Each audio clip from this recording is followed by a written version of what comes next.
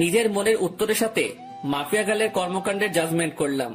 পরিশেষে যা বুঝতে পেলাম, হ্যাঁ, মাফিয়া গার্ল একদিকে ঠিকই করছে, তাদের শাস্তি হয় না, সে তাদেরকে শান্তি দিচ্ছে। এমন একটা মানুষের এই অভাব ছিল দেশে, কিন্তু একটা জিনিসের উত্তর কোনোভাবেই পেলাম না। মাফিয়া গার্ল আমার খোঁজ করছে কেন, কি চায় সে আমার কাছে, এটার উত্তর আমার জানতেই হবে। তবে তার জন্য মাফিয়া গার্লকে দরকার আমার। হ্যাঁ, মাফিয়া গার্লকে দরকার আমার। মাফিয়া গার্ল, তুমি অপেক্ষায় থাকো, জলদি দেখা হচ্ছে তোমার সাথে। কাকুর দোকান থেকে উঠে চলে এলাম। ভিতরে খালি একটা জিনিসই কাজ করছে, মাফিয়া গার্লের খোঁজ বের করা। হ্যাঁ, সেটা আমি অতি শীঘ্রই বের করে ফেলবো। তারপর হবে আসল খেলা। যদি অসাধু কোনো মতলব থাকে আগুনকে নিয়ে মাফিয়া গার্লের, তখন মাফিয়া গার্ল বুঝতে পারবে যে কত ধানে কত চাল। আগুনও কোনো ফেলনার জিনিস না, সেটা সে তখন হারে হারে টের পাবে। তবে তার একটা হেস্তনেস্ত করবই আমি। সে আগুনকে হয়রানি করিয়েছে, সে জানে না যে সে আগুন নিয়ে খেলা করছে। যে আগুন বছর 3 আগে জ্বলে উঠেছিল, সেদিন কয়েক শতাধিক মানুষের চোখে মুখে ছিল কান্না, আর আতঙ্কে ছিল পুরো দেশ। আর সে আগুনকে মাফিয়া গার্ল নামক 2 দিনের একটা মেয়ে ফোর্স করে দেখা করার জন্য। এটার মজা তাকে বুঝাবো আমি। এসব নিয়ে ভাবতে ভাবতে বাসায় চলে এলাম। বাসায় এসে কিছু সময় বই নিয়ে ঘাটাঘাটি করে উঠে পড়লাম। তারপর খেয়ে দিয়ে বিছানায় পিঠ এলিয়ে দিলাম। শুয়ে শুয়ে ফেসবুকিং করছি, নিউজ ফিড ঘাটছিলাম। তখনই মাফিয়া গার্লকে নিয়ে একটা পোস্ট সামনে এলো। কে যেন গ্রুপে মাফিয়া গার্লকে নিয়ে পোস্ট করেছে। পোস্টের ক্যাপশনে লিখা, mafia girl is the best women in the world. ইস, আমিও যদি মাফিয়া গার্লের মতন হতে পারতাম। পোস্টটা দেখে একটা রিয়াকশন মনে পড়লো, বাবা গো বাবা, টুরু লাভ। আরে বেটা, তোর যদি এতই মাফিয়া গার্লের মতন হওয়ার ইচ্ছা, তাহলে লিঙ্গ পরিবর্তন করে মাফিয়া গার্লের মতন কাজকর্ম শুরু করলেই পারিস। যত সব বিরক্তিকর পোস্ট, মাথা পুরো বিগড়ে যাচ্ছে মানুষের আহ্লাদ দেখে। কি যে পেয়েছে মানুষ মাফিয়া গার্লকে নিয়ে, আল্লাহ। যেখানে যাই সেখানেই মাফিয়া গার্ল আর মাফিয়া গার্ল, পুরো ডিসকাস্টিং। বাঙালি কিছু একটা পেলেই ভার্চুয়াল জগতে তোলপাড় শুরু করে দেয়, বিশেষ করে ফেসবুকে। বিরক্ত নিয়ে ফেসবুক থেকে বের হয়ে আসলাম। তারপর ঘুমিয়ে গেলাম। পরের দিন সকালবেলায় উঠে কলেজে চলে গেলাম, কিন্তু আমি আমার খোঁজ চালু করে দিয়েছি। মাফিয়া গার্লের খোঁজ করতে করতে 2-1 দিন কেটে গেল। অনেক চেষ্টা চালিয়েছি মাফিয়া গার্লের খোঁজ বের করার, কিন্তু কোন রকমেই খোঁজ বের করতে পারলাম না। কিন্তু আমি হাল ছাড়বো না। তবে একটা কথা, আমি যদি পাওয়ার খাটাই তাহলে ঘন্টা খানিকের মধ্যে মাফিয়া গার্লের খোঁজ পেয়ে যাব আমি। কারণ আমার জন্য কোনো কিছুই অসম্ভব নয়। আমি সেই খতরনাক খেলাড়ি যে কিনা অনেক বড় বড় মাপের মানুষের হাল খারাপ করে দিয়েছি। আমি সেই আগুন। আমি একবার হাতের ইশারা করলেই মাফিয়া গার্লকে আমার সামনে নিয়ে চলে আসবে আমার ছেলে পেলে। কিন্তু আমি চাই না পাওয়ার খাটাতে, আমি চাই নিজের বলে ওকে বের করব। আর তাছাড়া পাওয়ার খাটাতে গেলে আমার অতীত সামনে চলে আসবে, কিন্তু আমি চাই না আমার অতীত সামনে আসুক। তাই চুপিসারে খোঁজ চালাতে থাকলাম। এভাবে আরো কয়েকটা দিন কেটে গেল। আমি মাফিয়া গার্লের খোঁজ চালু রাখলাম। এখনো তাকে বের করতে পারিনি। তবে হঠাৎ একদিন আরেকটা ভয়ঙ্কর ঘটনা সামনে এলো। মাফিয়া গার্ল সেই এসপি কে মেরে ফেলেছে।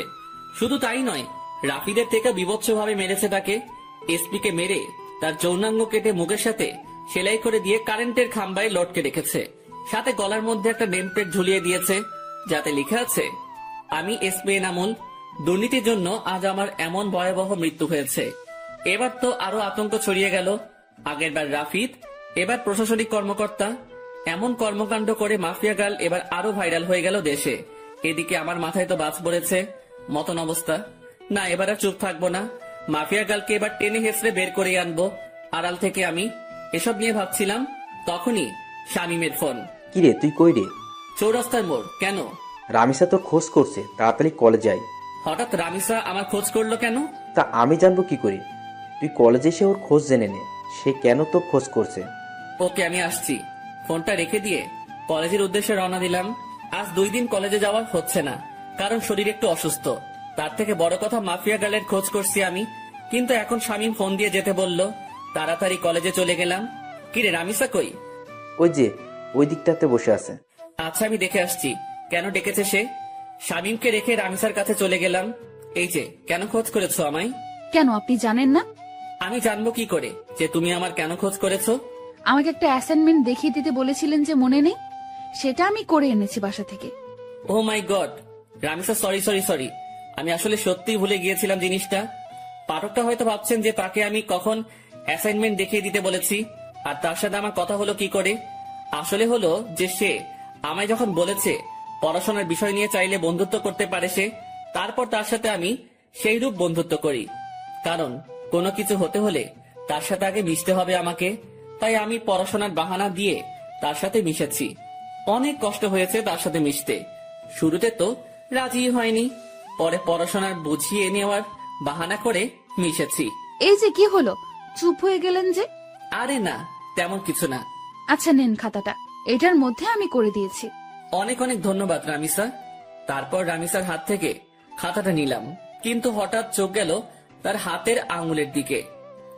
আঙুলের পাশে একটা সামান্য করে কালো দাগ, যেই দাগটা আমার মোটামুটি পরিচিত। কার হাত যেন দেখেছি আমি এমন একটা কালো দাগ। দেবাঙ্গে প্রেসার দিলাম, তখনই মনে পড়লো মাফিয়া গার্ল যখন লাইভে এসেছিল তখন তার হাতেও এমন একটা কালো দাগ ছিল। যদিও তার চেহারা কালো কাপড়ে ঢাকা ছিল, কিন্তু আঙুলের পাশের কালো দাগটা স্পষ্ট দেখা গিয়েছিল। মাথা পুরো চক্কর দিয়ে উঠলো জিনিসটা ভাবতেই। তার মানে কি এই রামিসাই সেই মাফিয়া গার্ল? ভিতরে ভিতরে কৌতূহল কাজ করছে একটা। না, কৌতূহল আর পুষে রাখবো না, সোজা রামিসাকে জিজ্ঞেস করলাম, রামিসা তোমার হাতে ওটা কিসের দাগ? রামিসা আকাশের কথা শুনে থতমত খেয়ে যায়। কিসের দাগ? হাতের আঙুলের পাশে একটা কালো দাগ দেখলাম। আমি সেটার কথা বলছি। আমার কথা শুনে রামিসা কেমন যেন ঘাবড়ে গেল। না না, ওটা কিছু না, এমনিতেই চোট লেগেছিল ছোট থাকতে আমার, তখন এই আঙ্গুলের পাশে কালো স্পটটা পড়েছে। ও, কিন্তু দাগটা না আমার বেশ পরিচিত। আরে কি বলছেন এসব? হ্যাঁ, আমার হাতের স্পট আপনার পরিচিত হবে কি করে?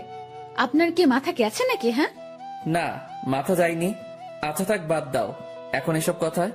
এখন ওঠা যাক, কারণ অ্যাসাইনমেন্ট করে দিয়েছো, সেটা বাসায় গিয়ে খাতায় উঠাতে হবে। আচ্ছা ঠিক আছে, আপনি যান, আমি আরো কিছু সময় এখানেই বসে পড়বো। আচ্ছা।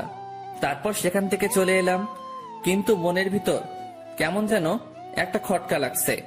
মাফিয়া গার্লের হাতে যেমন কালো দাগ, ঠিক তেমন কালো দাগ রামিসার হাতে। এটা কি করে সম্ভব?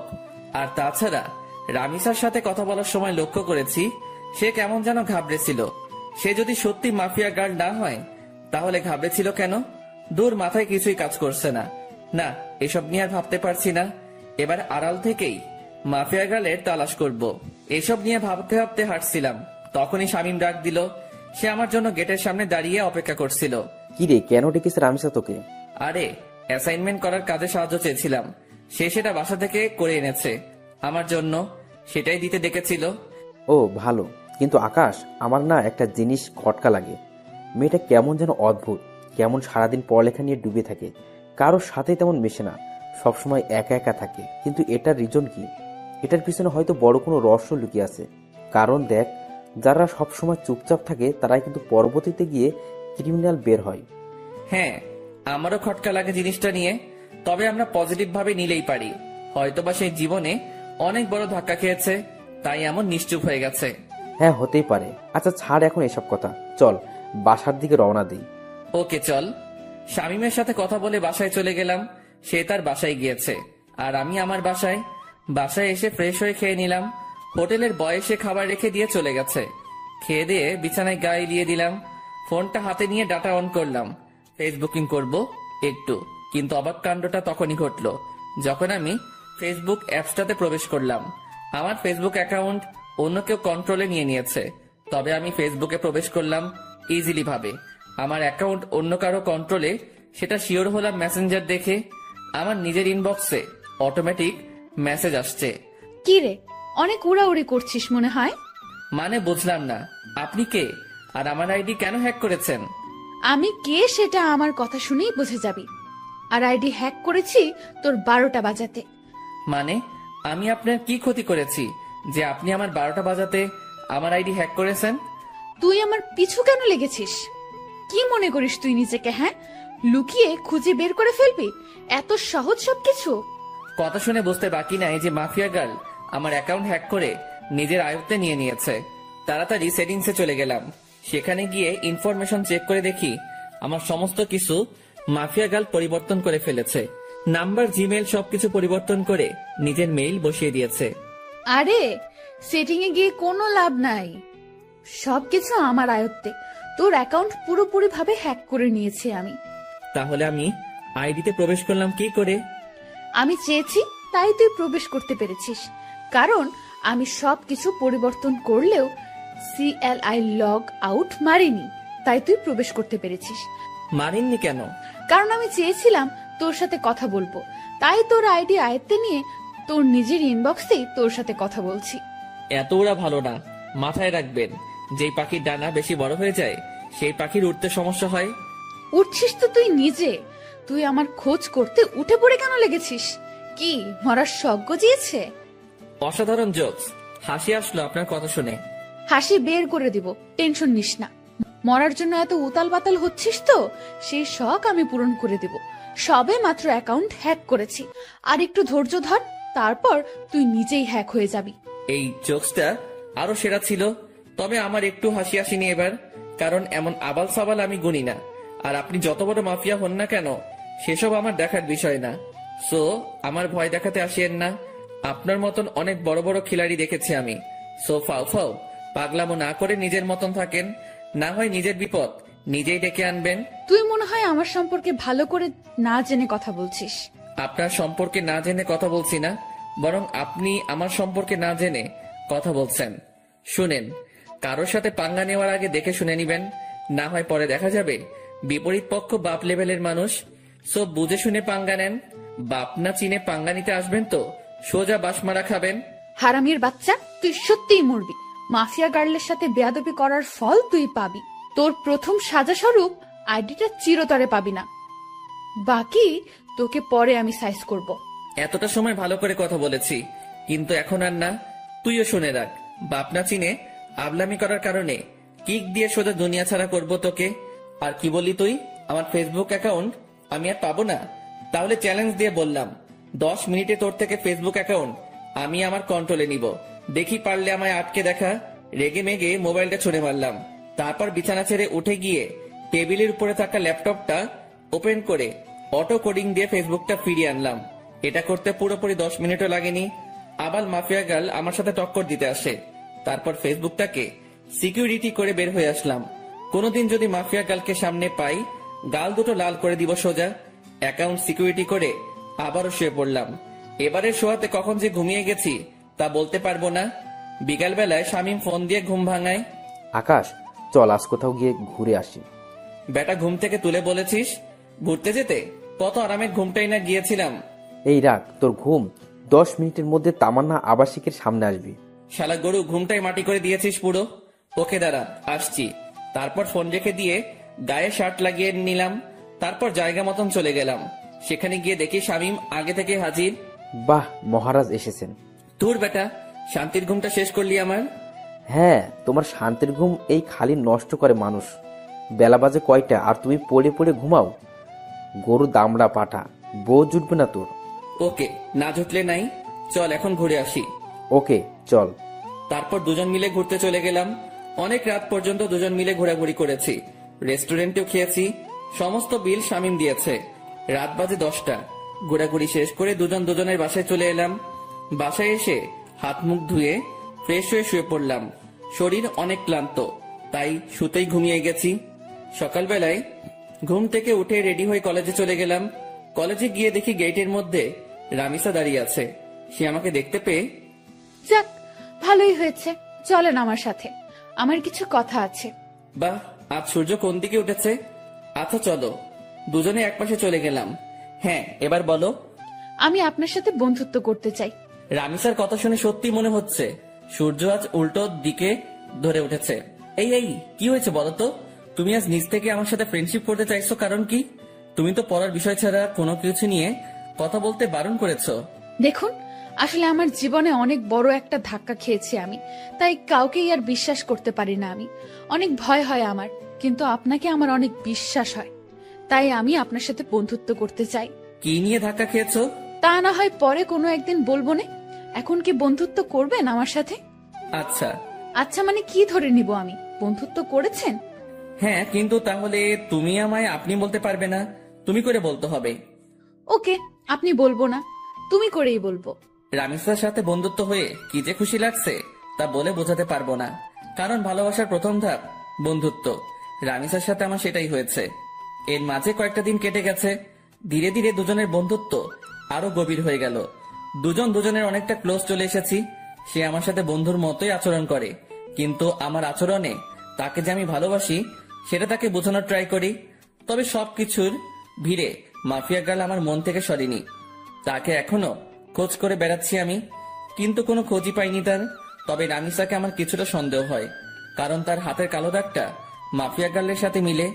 কিন্তু তাকে কখনো আমি কিছু জিজ্ঞেস করিনি, কারণ সে যদি না হয় পরে আরেক বিপাকে পড়তে হবে আমাকে। তবে যেদিন সত্যি মাফিয়া গার্লের খোঁজ পাবো সেদিন তাকে ধরবো। সেটা যদি রামিসাও হয় তাহলেও তাকে ধরবো। এভাবেই দিন কাটতে থাকে। একদিন সকালবেলা ঘুম থেকে উঠে কলেজে যাওয়ার জন্য ফ্রেশ হচ্ছি। ব্রাশ হাতে নিয়ে ওয়াশরুমে দাঁড়িয়ে দাঁড়িয়ে দাঁত ব্রাশ করছিলাম। হঠাৎই ওয়াশরুমের আয়নায় কিছু একটা চোখে পড়লো। ভালো করে লক্ষ্য করে দেখলাম আমার পিছন বরাবর মাস্ক পরে কেউ একজন দাঁড়িয়ে আছে। মাস্ক আর চেহারার আকৃতি দেখে বুঝতে বাকি রইল না আমার যে আমার পিছনে মাফিয়া গার্ল দাঁড়িয়ে আছে। আজ মাফিয়া গার্লের শেষ দিন, কেমন ঘটিয়ে দিব আজ মাফিয়া গার্লের। সাথে সাথে ঘাড় ঘুরিয়ে পিছনে তাকালাম, কিন্তু অবাক করা বিষয়, পিছনে কাউকে দেখতে পেলাম না।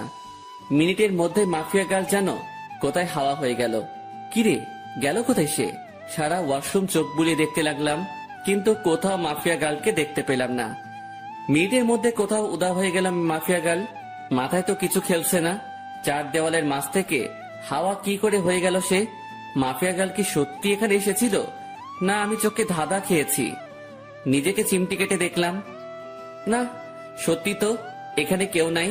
তার মানে আমি ধাঁধা খেয়েছি। ওফ আল্লাহ, এই মাফিয়া গার্লকে যে আমি কি করব তা আমি নিজেও জানি না। খালি সময়ের অপেক্ষায় আছি, সময়টা হোক একবার। তারপর তাড়াতাড়ি ফ্রেশ হয়ে বের হয়ে এলাম ওয়াশরুম থেকে। তারপর নাস্তা করে কলেজের উদ্দেশ্যে রওনা হলাম। কলেজে পৌঁছে রামিসার সাথে ক্লাসে চলে গেলাম। শামীম আজ কেন জানি কলেজে আসেনি। আমি আর রামিসা ক্লাস শেষ করে আড্ডা দিতে বসলাম একটা নির্জন জায়গায়। আচ্ছা আকাশ, তোমার একটা কথা বলি আমি। হ্যাঁ বলো। আচ্ছা, কোনোদিন যদি আমার সম্পর্কে এমন কোনো কিছু শোনো তুমি, যেটা তুমি কোনোদিন আমার থেকে এক্সপেক্ট করনি। মানে কি, বুঝলাম না। আরে তেমন কিছু না, এমনিই বলো যে তখন তোমার রিয়েকশন কেমন হবে। অবাক করা কোনো কিছু শুনলে তো অবাকই হব, কিন্তু কি শুনবো সেটা তো বলো। আরে বললাম তো তেমন কিছু না, এমনি মনে হলো কথাটা মনের মধ্যে, তাই জিজ্ঞেস করলাম। রামিসা, তোমার একটা কথা বলি প্লিজ, আমার থেকে কখনো কোনো কথা লুকিও না তুমি, কারণ তুমি জানো না যে তোমার জন্য আমার মনে কতটুকু জায়গা রয়েছে। না, লুকাবো না কোনো কথা। আচ্ছা রামিসা, আরেকটা কথা, আমি চাই তুমি আমার সাথে সারা জীবন থাকো। সারা জীবন কি করে থাকবো? আজ না হয় একই সাথে পড়ি দেখে এতটা মিল মহব্বত, কিন্তু একদিন না একদিন তো ছেড়ে যেতেই হবে। রামিসার কথা শুনে কলিজাটা মোচড় মেরে উঠল। আমি যেন কথাটা শোনার জন্য প্রস্তুত ছিলাম না। না, যত যাই হোক, রামিসা আমায় ছেড়ে যেতে পারে না। আমি আমার জীবনের বিনিময় হলেও তাকে আটকে রাখবো আমার কাছে। খপ করে রামিসার হাত চেপে ধরলাম। আই আকাশ, কি করছো কি? রামিসা, না, তুমি আমায় ছেড়ে কখনো কোথাও যাবে না। আমি তোমায় কোথাও যেতে দিব না। যেদিন তোমায় প্রথম দেখি সেদিনই ভালোবেসে ফেলি তোমায়। প্লিজ, তুমি আমায় ছেড়ে কোথাও যাবে না। আই আকাশ, তোমার কি মাথা টাথা খারাপ হয়ে গেল নাকি? কি সব আবল তাবল বকতেছো? না, আমার মাথা খারাপ হয়নি রামিসা। I love you. আমি তোমায় সত্যি অনেক বেশি ভালোবাসি। আকাশ, তোমার সত্যিই মাথা খারাপ হয়ে গেছে। তুমি আমার ব্যাপারে কোনো কিছুই জানো না, তা না জেনেও পাগলামি করছো। যখন সবটা জানবে তখন তুমি আমার চেহারাও দেখতে চাইবে না। না, আমি এত কিছু শুনতে চাই না। আমি ব্যাস তোমাকে চাই, আর কিছু দেখার সময় নেই আমার। আকাশ, আমায় তুমি ক্ষমা করো, আমি তোমাকে ভালোবাসতে পারবো না। তবে হ্যাঁ, তোমার ব্যাপার নিয়ে ভেবে দেখব। যদি মন থেকে কোনো সাড়া পাই তাহলে হ্যাঁ করব তোমাকে, কিন্তু আমার মনে হয় না যে আমার মন হ্যাঁ করবে, কারণ আমার জীবনের অনেক বড় একটা মাকসাদ আছে। আমার ফোকাস শুধু সেটা নিয়ে। এর মধ্যে নতুন করে প্রেম ভালোবাসা জন্ম নেবে না কখনো। রামিসা কি সব মাকসাদের কথা বলছে, কিন্তু আমার তো তাকে চাই, শুধুই তাকে চাই। না, আমি রামিসাকে নিজের করেই ছাড়বো, সেটা যে কোনো কিছুর বিনিময়ে হোক। দরকার হয় আমার পুরনো রূপ ধারণ করব, তাও আমি রামিসাকে নিজের করে ছাড়বো।